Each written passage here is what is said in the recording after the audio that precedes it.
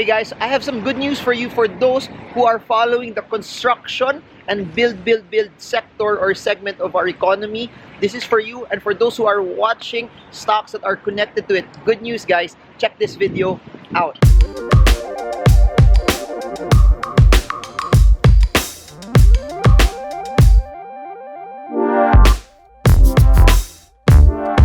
Hi everyone, this is Marvin Germo. If you're new to this channel, please subscribe and smash that bell so you get updated every time I create new content about the stock market. So what's this good news? The good news is, please remember, when Duterte became president, the push was basically ODAs, meaning official development assistance, meaning the government will process it, and then the government will take out loans from either Japan, China, or whatever country, and then it would be the ones processing the loans that would help create and build those projects as well. The downside of that though was basically this: because ODAs were being used, this was not attractive for a lot of the listed companies, meaning the companies that would do a lot of the building, especially during the Aquino time. You saw a lot of private companies building infrastructure for the Philippines. So all of those infrastructure projects that were started and pushed by private companies during the Aquino administration somehow went to a pause. No, that's why you saw a lot of private companies who did some unsolicited proposals. So unsolicited proposals are similar to what you saw for the San Miguel deal, meaning they proposed the new airport, got approved, then they're starting to push it now. So you saw a lot of that. The only exposure, the only way for companies to have somehow a win-win situation under the ODA was for them to propose their own projects. And we saw that also with the monorail that AGI is building from Guadalupe all the way to Uptown. We also saw that with IRC's subway system in Makati, all unsolicited proposals for the government. Now, that being said, the good news is this: there was a disclosure that the current administration is now pushing that PPPs will now be used again. For those who don't know what PPPs are, it's what you call private-public partnership. The difference between PPPs and ODAs is basically this: since it's a PPP, a couple of things you need to know. The ones who are running the show will be private companies. It could be a listed company or it could be a private company, but most of the time I've been seeing listed companies there. That's why you saw Megawide. M-Wide won the Mactan Airport deal, and they're the ones who, whatever you see in Terminal 2 right now in Cebu, that's them.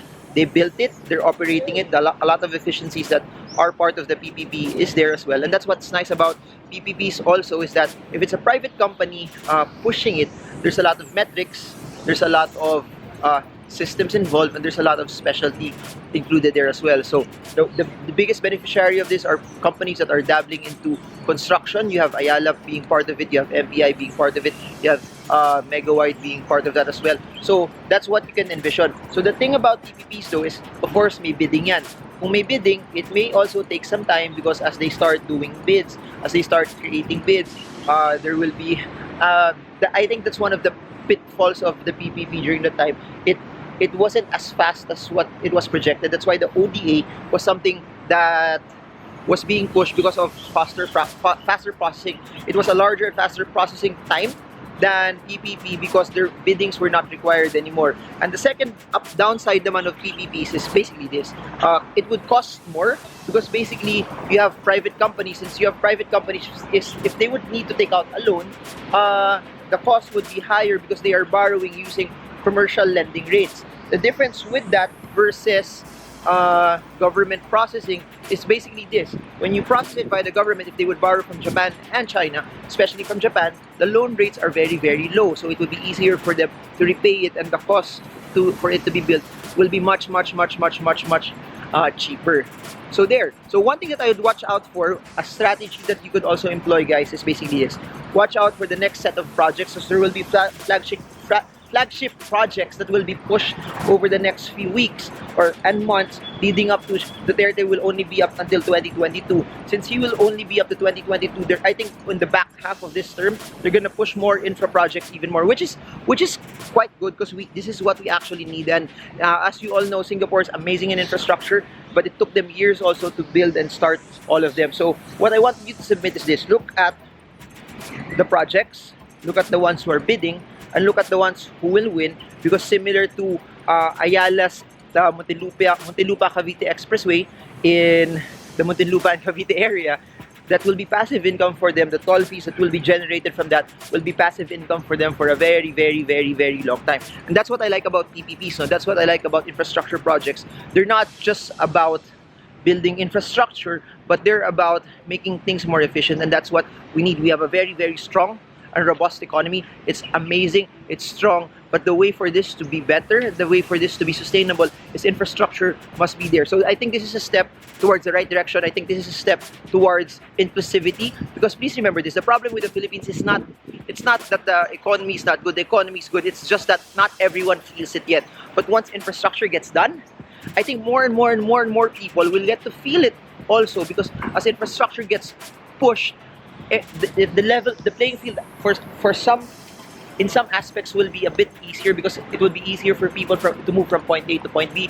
Some people won't need cars anymore. It will be easier to move from one area to another. So I think that's amazing. I think that's something that we should look out for, and something that you should support also, because the more people who will be into this, the more you get to see also progress happen as well. So look at the companies that are connected to construction, look at the companies that are connected to those bids, and the ones that you think have a big chance to make it do well will, I don't know, somehow make a lot of money over the concession period. That's why if you look at it, Megawide, people talk about Megawide as a construction company, but what people don't know is they made tons of money from their airport operations last year.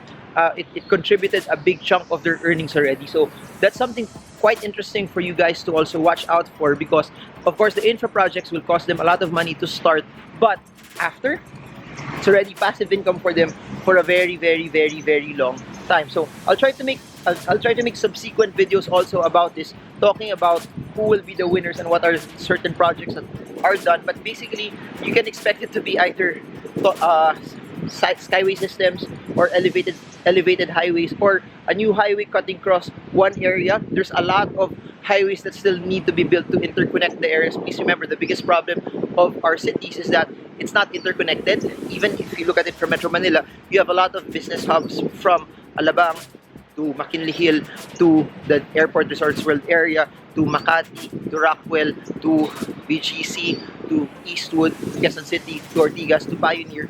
They're not interconnected with each other. It's harder to move around, and the only area where you can pass, it's normally congested. There's a lot of people passing in those areas. So that's what I want to submit to you, that look at the areas, look at the winners of those areas, and they'll rake a lot of money. Another thing that I'd like to point out, Calax is also a PPP. Calax is connecting Kawit Cavite all the way to Mamplasan in Laguna. So that will cut travel times very, very fast as well. Another PPP project, LRT. The LRT project in Baclaran will go straight all the way to Cavite as well. So those projects are very, very interesting for me. And if we want to see more projects like that, because the projects like that are what they're gonna push the economy forward. So basically that's it. Another tip that I would like to tell you, and just to end this video, is basically this: after the PPP projects get done, you have to figure out, or not even if hindi kailangan matapos eh, but you just have to figure out what those projects are and where will they pass, because where will they pass will somehow appreciate all of the land areas where they're passing through. Similar to the skyway system, nung natapos siya lahat, everything went through Alabang. As you notice, prices in Alabang started to go higher. When the Muntinlupa Cavite Expressway also was finished, pagdating sa dulo, all of the property prices in Vistaland, in the Daang Hari area, started to push up as well. So that could be your narrative. So the nice thing about that is this: with more PPPs, there's an expectation that there could be a ramp up of not just construction spending, but there could be a ramp up of infrastructure. And I've been saying this all the time. Our pillars of what makes the economy strong is basically, number one, remittances, 32 billion. Number two, BPOs, 24 billion. Number three, massive consumption by every Filipino na malakas gumastos. Then you add, this is somewhat new, you can add POGO to the mix. It has a large mix of rental income for a lot of the property development companies and a lot of people who bought condos and commercial spaces as well. So you can add that to the mix. And if this does well, and if construction is at full swing, you can expect construction to be the fifth leg. What's interesting about that is this: if construction will be amazing and if construction will be in full swing, I think the next leg that can make our economy better is tourism. Wait for it. One of the things why tourism is not as strong in the Philippines when we have better beaches than Bali, we have better beaches than Phuket, is that infrastructure is not as good. When I say infrastructure is not as good, the way for you to go to the airport from the resorts, it's not integrated. It's harder to move around. So as a tourist, it's harder for them because safety is a concern. But if you have something that's very, very safe, it would be easier for them to move in and out as well. So yun lang.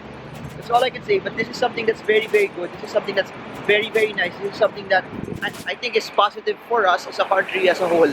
So comment below your thoughts. Comment below if you have questions. Comment below if you want me to make more videos about this. But I guess that's it for now. Marvin Germo, making as much videos as I can each day to educate you so you can win.